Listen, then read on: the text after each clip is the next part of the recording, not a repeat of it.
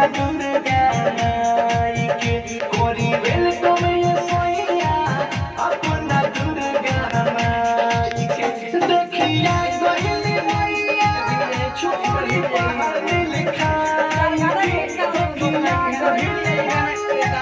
छोड़ी पहाड़ लिखाई के कोरी वेलकम ये सोइया अपना दुर्गा माई के कोरी वेलकम ये सोइया अपना दुर्गा माई के।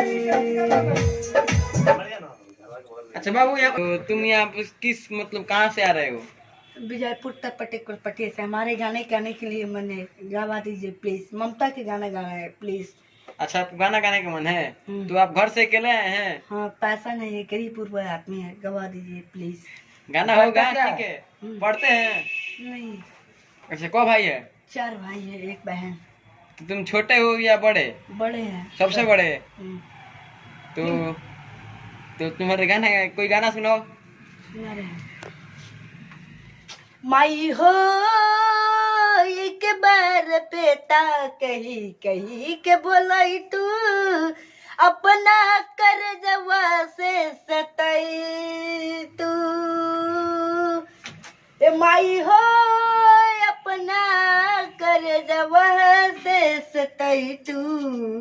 ए माई हो एक बार बेटा कही कही के बोलाई तू अपना कर जवा से तू हमके सताई तू। माई तोहरे खातिर बेटा तरसता ममता के अनमोल खजाना दिल से कबो न केड़े।